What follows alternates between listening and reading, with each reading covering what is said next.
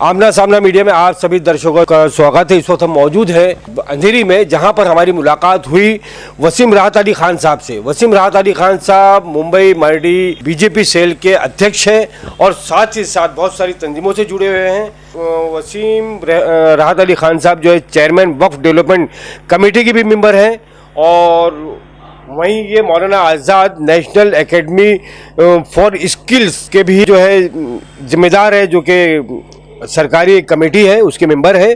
बहुत सारे सवाल इस वक्त जो है देश के सामने हैं, बहुत सारे मुद्दे देश के सामने हैं, लेकिन आज सबसे बड़ा जो मुद्दा गरमाया गया है, गर्म हुआ है, वो है वसीम रिजवी का। इत्तेफाक की बात है कि वहाँ वसीम रिजवी है और यहाँ वसीम राहत अली खान है, जो कि मिल्लत के साथ में, मज़हब के साथ में अपनी पूरी हमदर्दी रखते हैं। वहीं वसीम रिजवी मलून जो है वो इस्लाम को बदनाम कर रहा है, मुसलमानों को बदनाम कर रहा है। इन्हीं सवालों को लेकर हम वसीम राहत अली खान साहब के साथ में हैं। वसीम राहत अली खान साहब, आमना सामना मीडिया में आपका स्वागत है। बहुत बहुत शुक्रिया। जैसे कि आप बीजेपी के साथ में जुड़े हुए हैं और बीजेपी के साथ में आप गहरा रिश्ता है, और इस पूरे हालात को देखते हुए वसीम रिजवी ने जिस तरह से इस्लाम पर उंगली उठाई है, कुरान शरीफ की 36 आयतों को बहस करने की बात कही है, तो बीजेपी इस बारे में क्या सोचती है, क्या कदम? देखिए, बीजेपी का मैं सदस्य हूं, लेकिन वसीम रिजवी का बीजेपी से दूर दूर तक कोई ताल्लुक़ नहीं है और ना बीजेपी ऐसे किसी भी बयान को या ऐसे भी किसी शख्स को कभी समर्थन या सपोर्ट करती है। भारतीय जनता पार्टी सबके मज़हब का उतना ही सम्मान करती है जितना एक मज़हब का होता है, वो सब मज़हब को बराबर मानती है। तो उसका बीजेपी से कोई लेना देना नहीं है। बीजेपी ने भी उसके इस बयान को की मजम्मत की है। बीजेपी ने भी उसके इस बयान पे अपना बयान दिया है कि वो उससे कोई लेना देना नहीं है। आज फिर मैं आपके चैनल के माध्यम से कह रहा हूँ कि वसीम रिजवी का बीजेपी से कोई लेना देना नहीं है, कोई वास्ता नहीं है। जी, आप कह रहे हैं कि बीजेपी से कोई वास्ता नहीं है, लेकिन हम ये देखते हैं कि 2014 के बाद में मुसलमानों के बहुत सारे इशू पे या मुसलमानों की बहुत सारे मामलात पर बीजेपी ने बहुत सख्त रवैया अख्तियार किया। तो ये एक आम जनता की राय बनी पूरे हिंदुस्तान में, खासतौर से मुसलमानों की, कि आरएसएस का जब तक इसके पीछे पुष्पनाई नहीं होगी तो वसीम रिजवी जैसे लोग जो है इस तरह की हरकत नहीं कर सकते। कहीं ना कहीं ये लोगों के दिल में शक व शुबा है या इस तरह की राय बन रही है। इस पर आप क्या कहना चाहिए? देखिए, एक लोगों का परसेप्शन हो सकता है, लेकिन इसमें सत्यता या सच्चाई कुछ भी नहीं है। आरएसएस एक बड़ी तंजीम है जो खिदमत के नज़रिए से काम करती है। जहाँ पे भी ज़रूरत होती है वो काम करते हैं, उनका अपना एक वो है। उसमें मुझे नहीं लगता है कि आरएसएस जैसी तंजीम, इतनी बड़ी तंजीम जो सेवा के मूल भाव में विश्वास रखती है, वो ऐसे किसी मनुष्य के साथ या ऐसे किसी शख्स के साथ कोई समर्थन में होगी या ऐसे उनको बढ़ावा दे रही होगी। आरएसएस की सफाई पेश कर रहे हैं कि आरएसएस इस तरह का मामला नहीं कर सकती, लेकिन आरएसएस ने हर जगह हर मामले पर इस्लाम के खिलाफ, मुसलमानों के खिलाफ, यहाँ पर शिया और सुन्नी तफर्रुका पैदा करने की कोशिश की है। शियाओं ने भी इसका भरपूर विरोध किया। एक तो सवाल ये है। दूसरा ये कि अगर बीजेपी इसके खिलाफ है तो बीजेपी ने क्या कदम उठाए, मोदी जी ने क्या कदम उठाया वसीम रिजवी के ताल्लुक से? देखिए, उनके ऊपर इससे पहले भी वो घोटाले में कई बार उनका नाम आ चुका है। उनके पास ऊपर कई एफआईआर दर्ज है।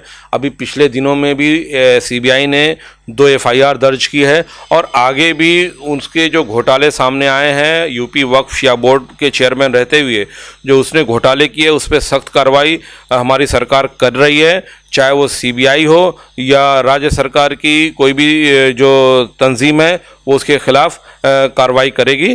कानून अपना काम कर रहा है। उसके साथ किसी तरह का भी हमारी पार्टी का खासकर कोई लेना देना नहीं है, कोई वास्ता नहीं है सर। जैसे कि हमें बावजूद ज़राए से खबर मिली कि एक 7 रुकनी कमेटी बनाई गई ख़ासतौर से वसीम रिजवी के मामले को लेकर।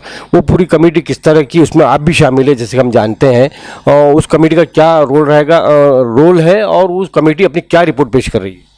देखिए, उसकी लगातार कई सालों से शिकायतें आ रही थी, इसलिए माननीय प्रधानमंत्री जी ने केंद्रीय अल्पसंख्यक मंत्रालय द्वारा 7 लोगों की एक कमेटी गठित की, जो कमेटी ने यूपी वक्फ शिया बोर्ड में जाकर अलग अलग जगहों पे दौरा किया और वहाँ पे लोगों से मुलाकात की और वहाँ पे हकीकत जानने की कोशिश की कि वसीम रिजवी ने जो घोटाला किया उसमें कितनी सच्चाई है।